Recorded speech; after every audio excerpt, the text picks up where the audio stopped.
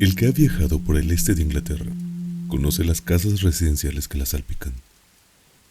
Pequeños edificios húmedos de estilo italiano, en general rodeados de parques extensos. Siempre me han atraído particularmente, con su empalizada gris de roble, árboles nobles, lagos y la línea distante del bosque. Adoro esos pórticos con columnas, también sus bibliotecas, donde uno puede encontrar desde un salterio del siglo XIII a una edición antigua de Shakespeare. Por supuesto, me gustan los cuadros, pero sobre todo me gusta imaginar la vida en una casa así, en los tiempos de sus dueños. Ojalá yo tuviera una casa así. Pero esto es una discreción. Lo que tengo que contarles es una extraña serie de sucesos que ocurrieron en una de estas casas que he intentado describir. Se trata de Castringham Hall, en Suffolk. Creo que le han hecho bastantes reformas desde la época de mi relato, pero aún conserva la esencia de lo que acabo de describir. El único rasgo que la distinguía de otras ha desaparecido. Vista desde el parque que tenía a su derecha, a pocas yardas del muro. Un fresno añoso, corpulento, que casi rozaba el edificio con sus ramas. Supongo que estaba allí desde Castringham. Dejó de ser una plaza fuerte. Cegaron el foso y construyeron el edificio isabelino. En todo caso, en el año 1690, casi había alcanzado sus proporciones definitivas. Durante ese año la residencia fue escenario de varios procesos por brujería. Creo que tardaremos mucho en evaluar la consistencia de las razones, si es que las había, en que se fundaba el miedo a las brujas. En mi opinión, aún no han recibido respuesta a cuestiones tales como si los cuestionabas de brujería se imaginaban dotadas de poderes excepcionales, o si tenían la voluntad de causar daño, o si sus confesiones les fueron arrancadas por los cazadores de brujas a fuerza de crueldad. El presente relato me hace vacilar. Yo no me decido a clasificarlo como mera invención. El lector deberá juzgar por sí mismo. Castringham aportó una víctima a la fe. Se llamaba la señora Mothersole y se diferenciaba de las típicas brujas de pueblo, solo que era persona acomodada e influyente. Varios agricultores conocidos trataron de salvarla, prestaron el mejor testimonio que pudieron sobre su reputación y mostraron gran pena cuando el jurado pronunció su veredicto. Pero lo que resultó fatal para la mujer fue la declaración del entonces dueño de Castringham Hall. Sir Matthew Fell afirmó que en 3 ocasiones la había visto desde la ventana tomando ramos del fresno junto a la casa durante la luna llena.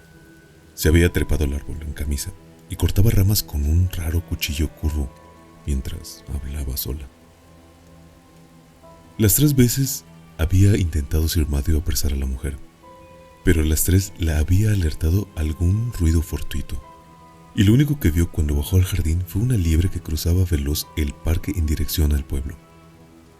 La tercera noche había procurado seguirla y fue directamente a la casa de la señora Mothersole, pero estuvo en un cuarto de hora golpeando la puerta, hasta que ella salió muy enfadada y aparentemente somnolienta, como recién salida de la cama.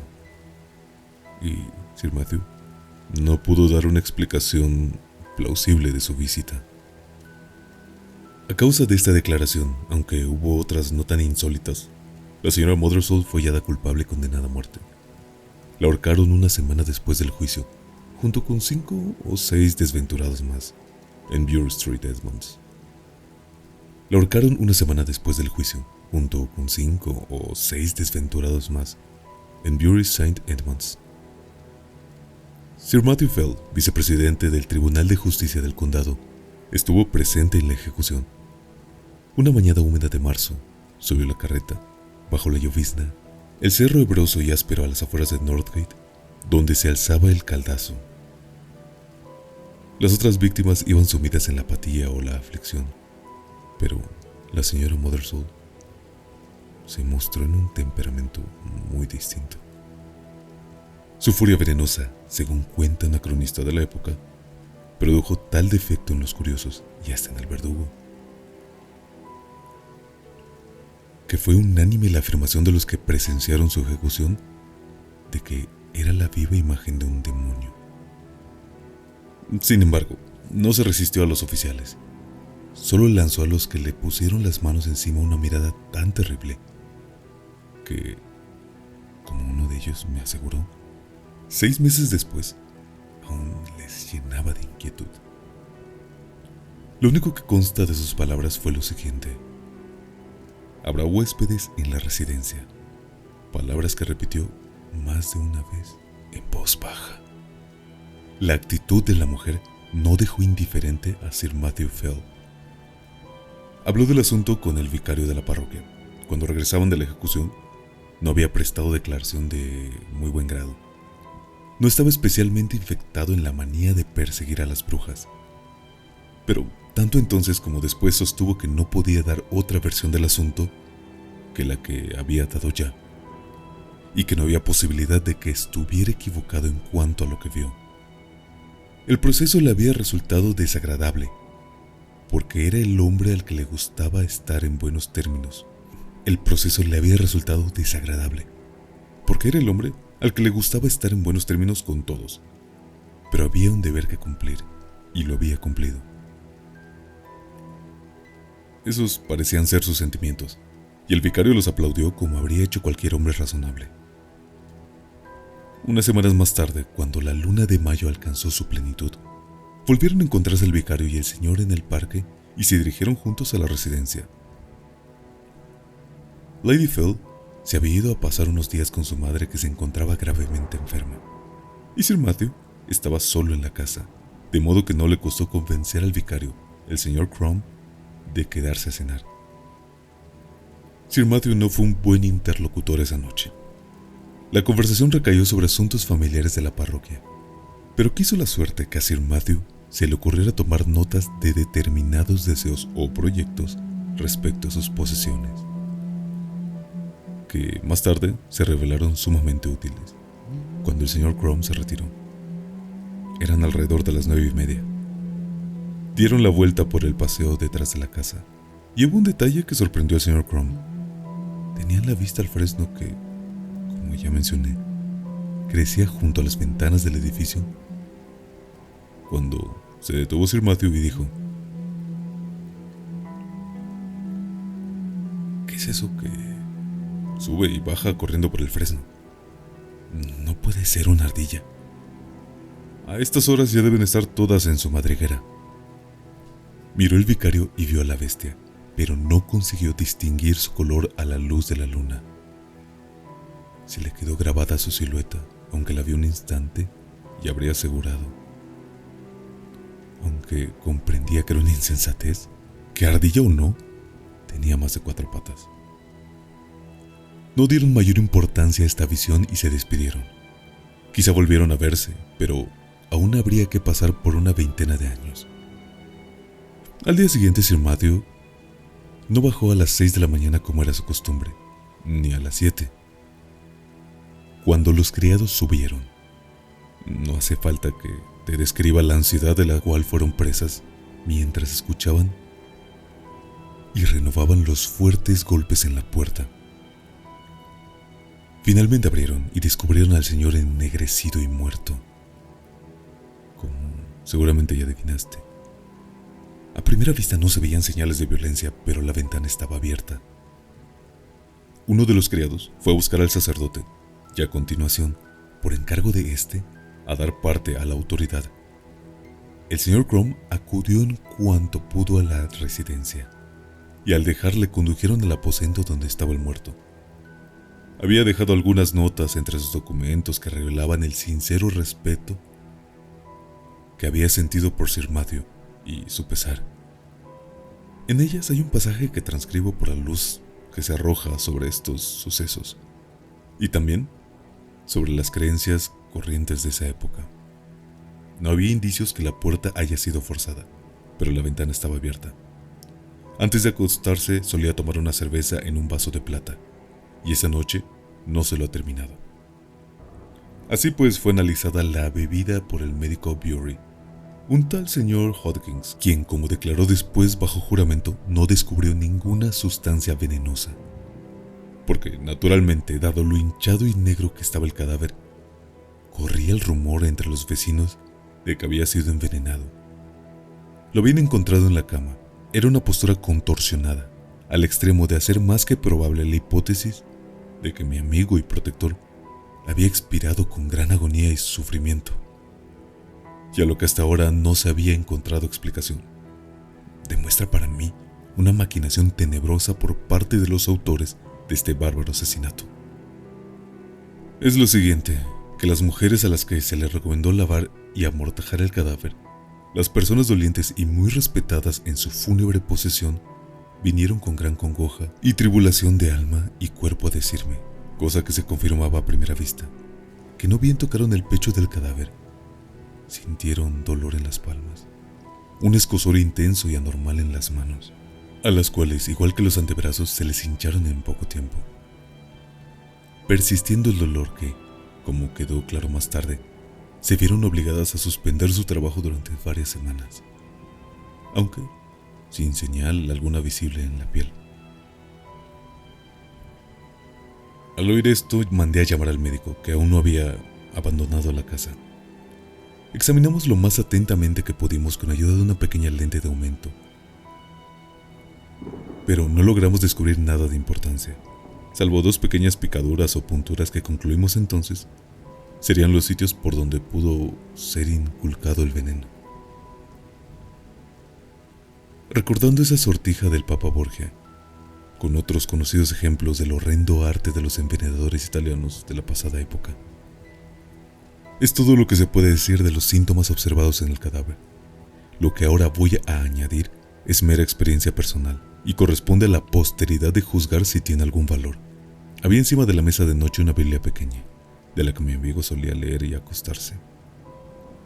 Y al levantarse por la mañana, un trozo escogido.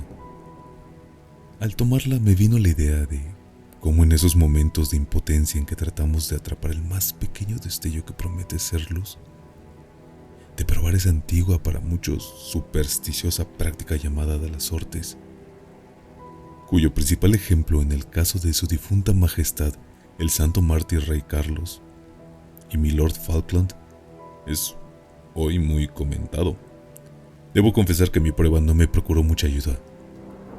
No obstante, dado que es posible que alguien pudiera proponerse en el futuro averiguar la causa y origen de estos horribles sucesos, consigno los resultados por si señalan a la verdadera dirección a una inteligencia más penetrante que la mía.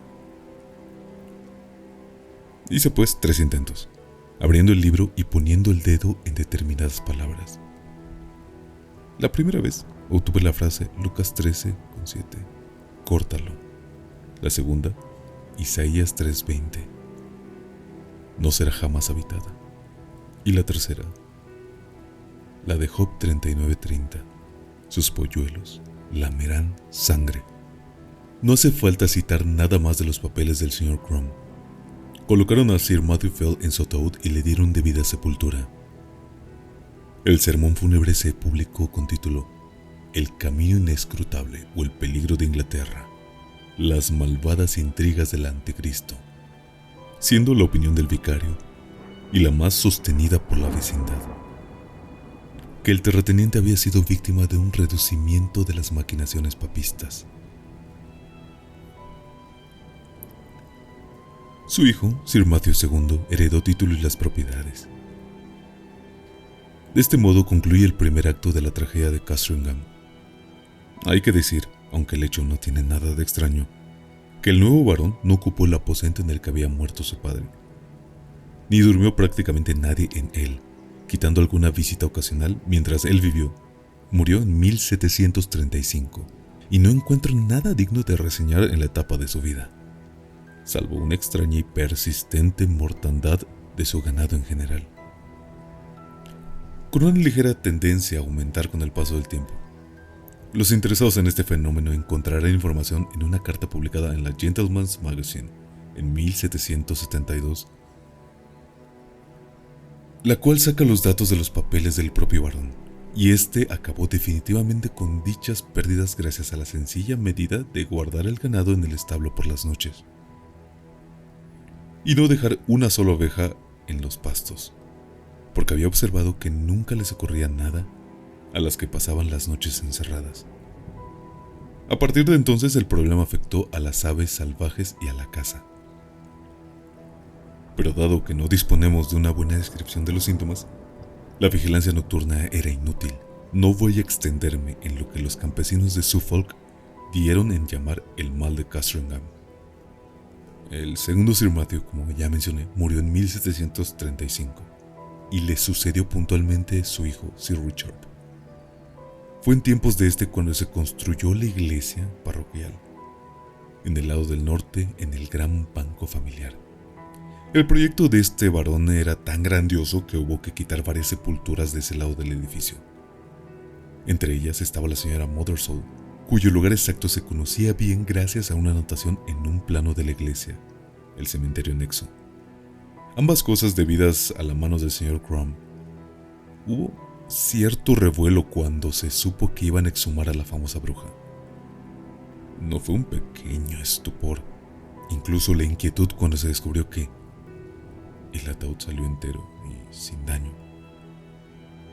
No encontraron en él vestigio alguno de cuerpo, huesos o polvo.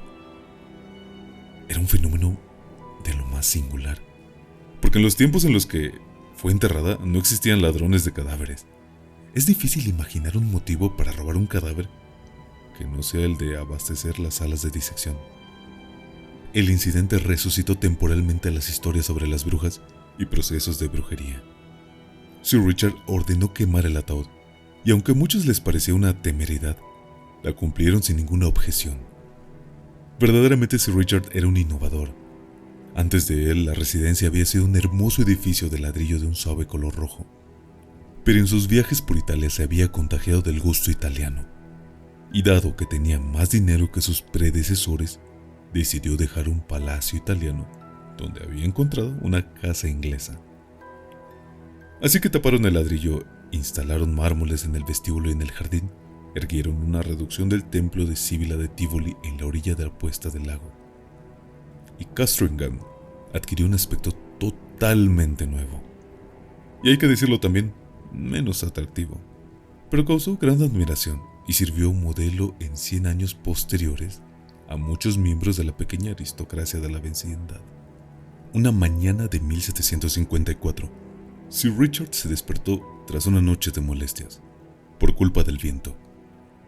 La chimenea no había parado de humear, pero hacía tanto frío que no había tenido más remedio que mantenerla encendida. Algo había estado golpeando la ventana, también al extremo de que nadie había tenido un momento de paz. Además esperaba la llegada de varios invitados importantes en el transcurso del día, sin duda dispuestos a participar en algún tipo de cacería. Si bien los estragos, que seguían reproduciéndose en la fauna de su parque, habían sido últimamente tan graves que temía por la reputación de su reserva de caza, pero lo que más alterado le tenía en la noche es que algo había pasado. Desde luego, no volvería a dormir en esa habitación. Y al terminar emprendió una inspección de las habitaciones para ver cuál le convenía más. Tardó en encontrarla. Esta tenía la ventana hacia el oriente y aquella hacia el norte.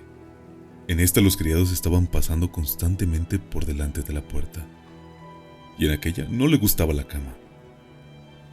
No necesitaba una habitación que diera hacia el poniente, de manera que el sol no le despertase tan temprano y que estuviese alejada del ajetreo de la casa. Al ama de llaves se le agotaron las sugerencias. Bueno, Sir Richard, dijo, solo hay una habitación en la casa. ¿Cuál? La de Sir Matthew, la cámara de poniente. Bien, pues instáleme en ella. Esta noche voy a dormir allí. Pero, Sir Richard, hace 40 años que no duerme nadie allí. Apenas se ha renovado el aire desde que murió Sir Matthew, iba diciendo mientras corría tras él. Vamos, abra la puerta, señora Chiddock. Quiero verla al menos. La señora Chidok abrió la puerta y efectivamente notaron en ella un hedor terroso y a encierro. Sir Richard fue a la ventana y con su acostumbrada impaciencia retiró los póstigos y la abrió. Este extremo de la casa apenas había sufrido alteraciones y estaba como cubierto por el gran fresno que lo ocultaba de la vista. Deje que se airee todo el día, señora Chidok, y mande que trasladen aquí mi cama y mis muebles esta tarde. Y acomode al obispo de Kilmore en mi habitación. Disculpe, Sir Richard, dijo una voz interrumpiendo ese diálogo. ¿Podría concederme un momento? Sir Richard se dio la vuelta y vio un hombre de negro en el umbral que inclinó la cabeza. Le ruego que perdone esta intromisión. Seguramente no me conoce. Me llamo William Crumb y mi abuelo fue vicario aquí en tiempos de su abuelo. Por supuesto, señor. El nombre de Crumb es siempre alabado en Castringham.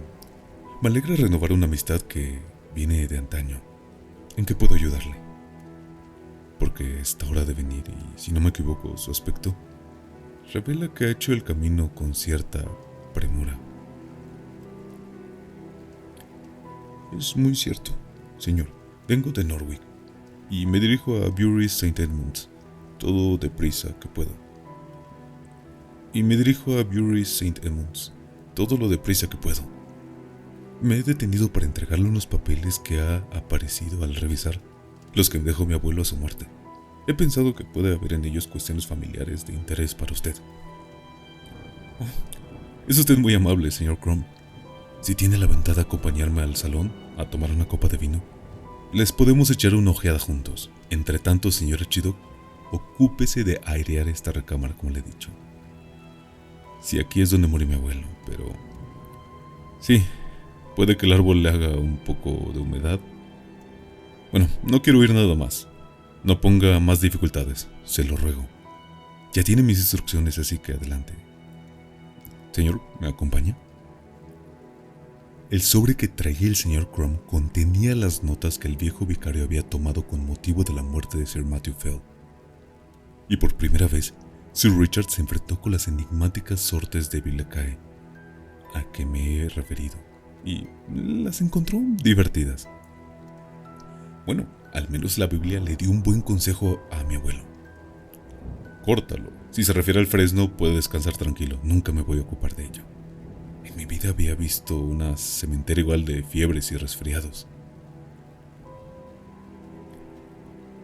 Los libros de la casa no eran demasiados. Estaban en el salón. Sir Richard alzó los ojos del documento y miró hacia la estantería. Me pregunto si estará ahí aún el viejo profeta. Creo que lo he visto. Cruzó la habitación, sacó una Biblia gruesa que efectivamente llevaba guardada en la guarda la siguiente inscripción: para Matthew Fell, de su madrina que le quiere, Anne Aldous, 2 de septiembre de 1659. No estaría mal que lo pusiéramos a prueba otra vez. ¿Qué opina, señor Crumb? Apuesto que las crónicas nos darán un par de nombres. Vamos a ver. ¿Qué tenemos aquí? Me buscarás por la mañana y no estaré. Vaya, vaya. Su abuelo habría visto aquí una buena profecía. ¿A que sí? Bueno, dejémonos de profetas. Son puro cuento, señor Crumb. Le agradezco infinitamente que me haya traído el sobre este. Me temo que estará impaciente por seguir su viaje. Permítame ofrecerle una copa. Se despidieron con sinceros ofrecimientos de hospitalidad por parte de Sir Richard, porque el talento y los modales del joven habían causado muy buena impresión. Por la tarde llegaron los invitados: el obispo Kilmore, Lady Mary Hervey y William Kettenfield. La comida fue a las 5. Después hubo vino, una partida de cartas, la cena, y se retiraron a dormir. A la mañana siguiente, Sir Richard se sintió con ánimo para tomar la escopeta. Hablaba con el obispo de Kilmore.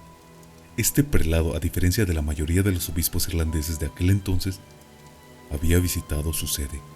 Incluso había residido en ella bastante tiempo. Esta mañana, mientras paseaban los dos por la terraza comentando los cambios y las mejoras de la casa, dijo el obispo, señalando la ventana de la habitación de poniente.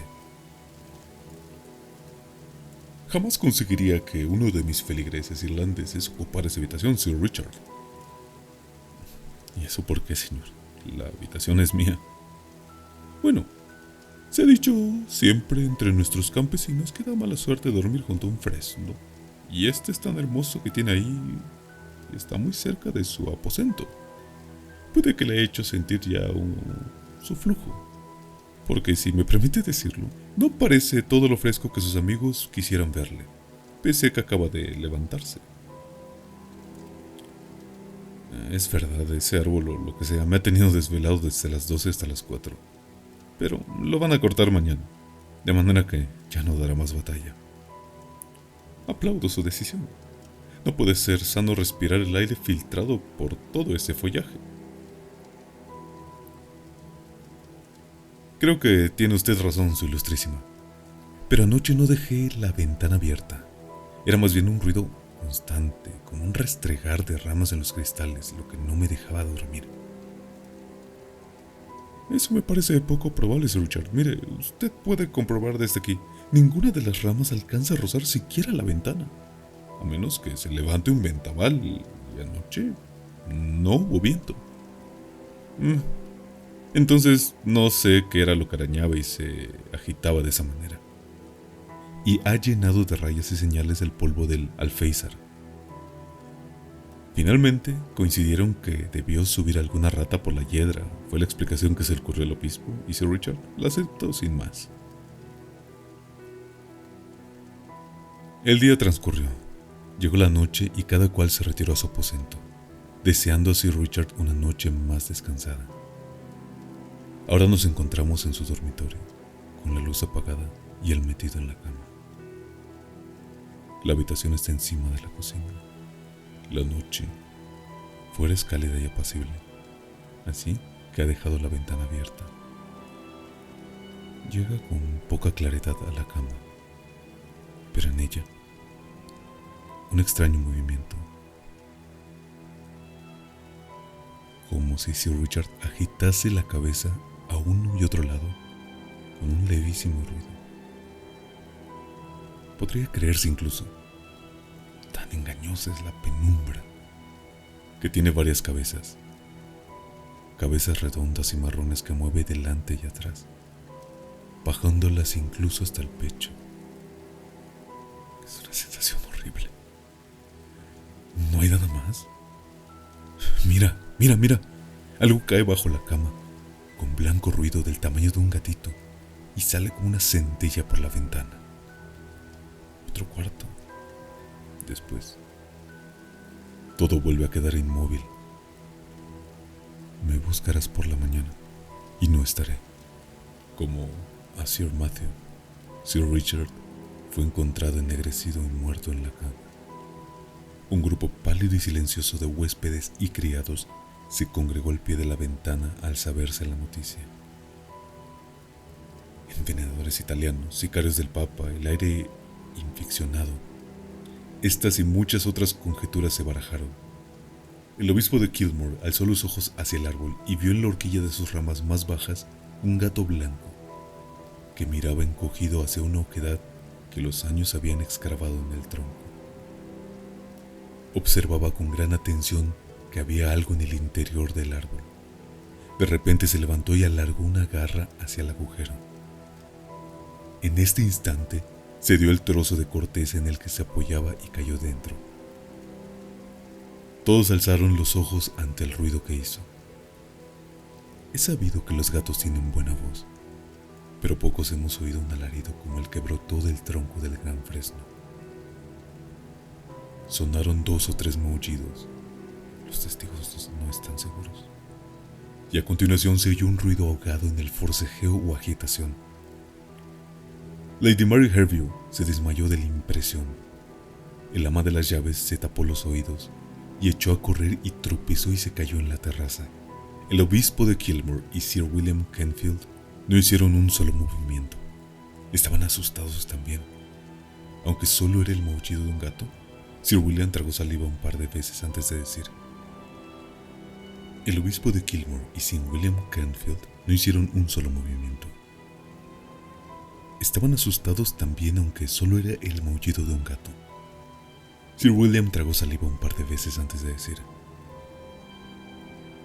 en ese árbol hay algo, Ilustrísima. Opino que debemos inspeccionarlo ahora mismo. El prelado se mostró de acuerdo. Trajeron una escala y subió uno de los jardineros. Se asomó al hueco, pero no lo pudo encontrar. Se asomó al hueco, pero solo pudo notar que se movía algo. Trajeron una lámpara para bajarlo al interior con una cuerda. Hay que llegar al fondo de esto. A fe, Ilustrísima, que se esconde ahí el misterio de las muertes terribles. Subió el jardinero otra vez con el farol y lo fue bajando cautelosamente por el agujero.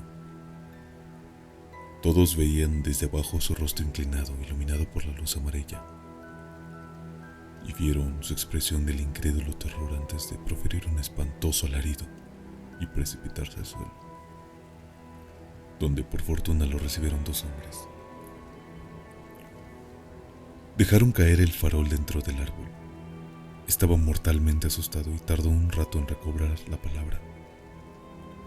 Cuando lo hizo, otra cosa atraía la atención de los demás. Debió de romperse el farol en el fondo y prender la llama en las hojas secas y brosa del interior, porque unos minutos después empezó a salir un humo espeso. A continuación, llamas y finalmente ardió el árbol entero. Los presentes se apartaron en círculo y Sir William y el obispo mandaron a los criados que trajesen las armas y herramientas que pudiesen, porque evidentemente el fuego obligaría a salir a la alimaña que estaba utilizando el árbol como madriguera. Y así fue.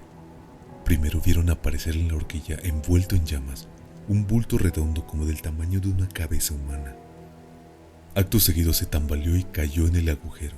La escena se repitió 5 o 6 veces. Y luego saltó al aire un bulto parecido y se cayó en la hierba, donde un momento después quedó inmóvil. El obispo se atrevió a acercarse con unos pasos y vio los restos de una araña enorme, nervuda y abrasada. Cuando el fuego llegó abajo, empezaron a brotar del tronco cuerpos más horribles aún, completamente cubiertos de pelo gris. Todo el día estuvo ardiendo el fresno.